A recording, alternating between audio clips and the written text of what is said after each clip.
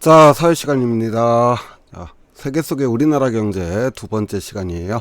오늘은 교과서 129쪽부터 131쪽까지의 내용, 다른 나라와의 우리나라와 경제교류 사례를 좀 알아볼 건데요.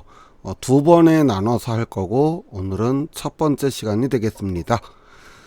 자, 이번 시간에 다룰 내용, 다른 나라와의 다양한 경제교류 사례를 실질적으로 우리가 지난 시간에 무역에 대해서 배웠으니까 우리나라와 다른 나라 어떻게 관계를 맺고 있는지, 또 무역의 기초적인 개념들을 좀 짚어가도록 하겠습니다. 자, 먼저 원산지와 생산지 개념을 좀 알 필요가 있습니다. 우리 교과서 129쪽을 한번 펴보세요. 원산지, 생산지라는 말이 또 설명까지 자세히 나와 있습니다.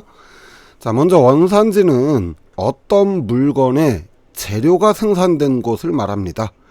그러니까 뭐 예를 들자면은 이런 거예요. 가구다 그러면은 그 가구를 만들기 위해서 사용한 나무가 만들어진 곳, 그것이 원산지가 되겠죠.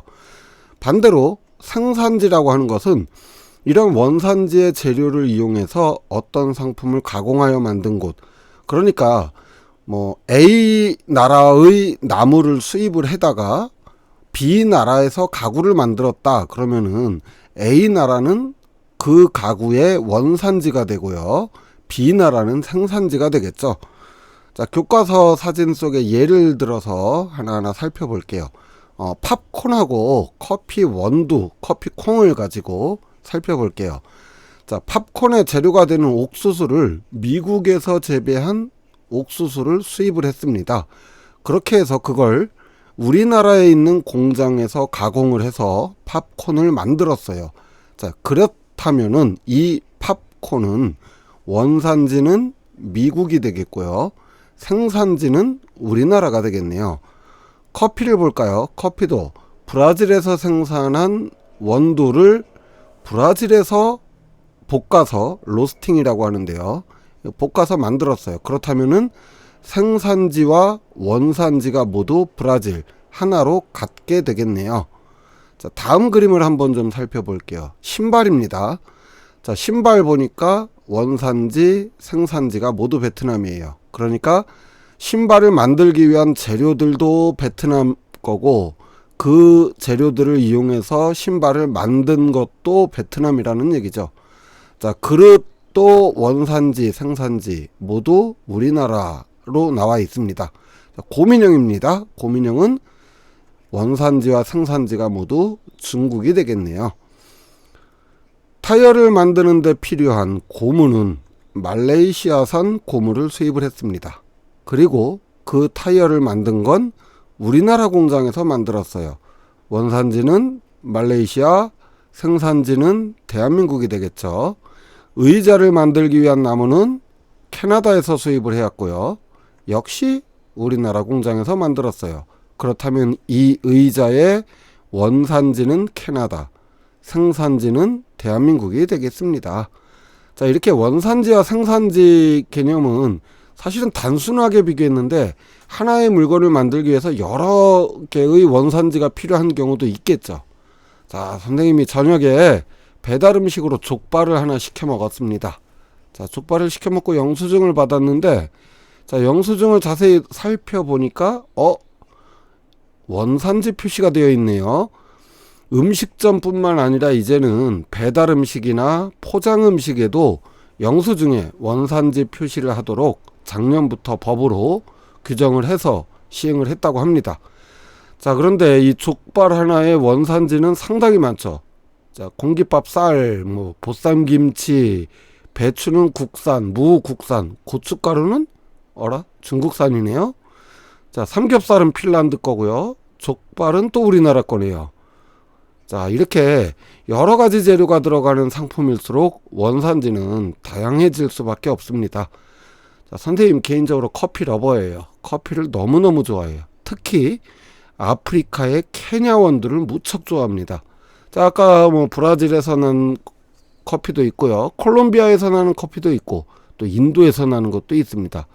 자, 그런데 이렇게 같은 커피라고 할지라도 원산지가 모두 다를 수도 있고요, 생산지는 더욱더 다양해질 수 있겠죠.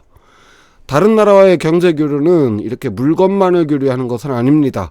의료 서비스라든지 게임이라든지 또는 문화 콘텐츠, 다양한 분야에서 경제 교류를 하는데요. 우리나라와 몽골의 의료 교류를 알리는 뉴스를 한번 볼게요.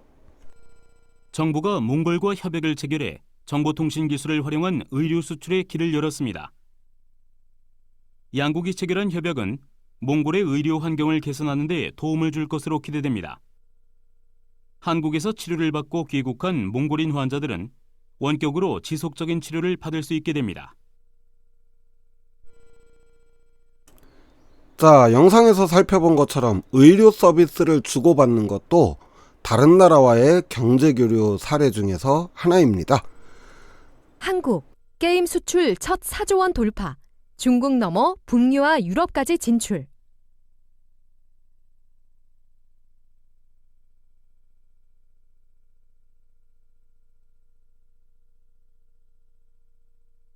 한국의 컴퓨터 게임과 모바일 게임이 주력 수출 시장인 중국뿐 아니라 일본, 북미, 유럽 지역에서도 큰 인기를 끌면서 한국의 게임 수출액은 4조 원을 넘어설 전망이다. 게임 산업 수출액은 방송, 영화, 음악 등을 모두 합친 문화산업 전체 수출액의 55%에 이른다. 우리나라의 게임 제작 기술이 매우 뛰어나네요.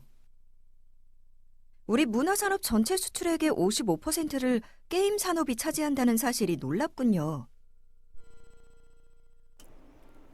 자, 우리나라의 게임 수출을 알리는 인터넷 뉴스 기사였어요. 2016년을 기준으로 게임으로 수출한 금액이 약 33억 달러나 됩니다. 심지어 우리나라 문화산업, 문화 콘텐츠 산업 전체 수출액에서 게임 산업으로 벌어들이는 돈이 55%에 이른다고 하니 정말 게임 강국은 게임 강국이네요. 그죠? 자, 이번에 교과서 131쪽에 신문기사를 한번 살펴볼까요? 콜롬비아 커피도 세계적으로 유명한 커피입니다. 콜롬비아 커피 좋아하는 사람들도 무척 많아요. 자, 그런데 콜롬비아는 이렇게 커피뿐만이 아니라 소량으로 특화하여 재배하는 카카오도 그 품질이 매우 좋다고 하네요. 이 카카오로 만든 초콜릿 역시 매우 뛰어난 상품성을 자랑한다고 합니다. 자, 그런데 콜롬비아 사람들은 또 우리나라 자동차를 무척 좋아해서 우리나라에서 만든 자동차가 콜롬비아에서 꽤나 인기가 높다고 합니다. 자, 다음 신문기사 한번 볼까요? 우리나라 국민들이 커피를 얼마나 좋아하는지 1인당 연간 360잔 정도를 마신다고 합니다. 와, 진짜 365일 중에 360잔이면은 거의 매일 마시는 셈이네요. 우리나라 사람들이 이렇게나 커피를 좋아하다 보니까 우리나라의 커피 시장 규모도 어마어마하게 커졌습니다. 그런데 우리나라는 미국과 중국에 자동차를 많이 수출해요. 미국은 최근 보호무역 정책이라는 것을 통해서 우리나라 자동차 수입에 제한을 하고 미국의 자동차 시장을 보호하려는 움직임을 보이고 있고요. 중국 역시도 자동차 산업에 적극적으로 투자를 하면서 우리나라 자동차 산업이 어려움을 겪고 있다고 하네요.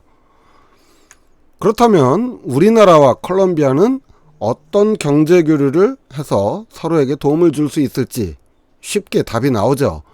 콜롬비아 국민에게 인기가 좋은 국내 자동차를 콜롬비아에 수출해서 미국과 중국에 의존하던 자동차 수출국을 좀 다변화할 필요가 있겠고요. 또 뭐 우리 것만 사라고 할 수는 없잖아요. 그러면은 우리 국민들이 좋아하는 콜롬비아의 품질 좋은 커피와 초콜릿을 우리가 수입을 하면 되겠네요. 자, 이렇게 해서 지난 시간에 우리는 무역이 필요한 까닭에 대해서 생산되는 원료, 또 기술, 자본 이런 것들이 다르기 때문이다 그랬고요. 이렇게 나라와 나라 사이의 경제 교류는 모두에게 도움이 되는 쪽으로 흘러가는 게 원칙입니다. 그러나 이제 이 다음 시간에 배울 내용이기는 한데 꼭 그렇지만은 않아요.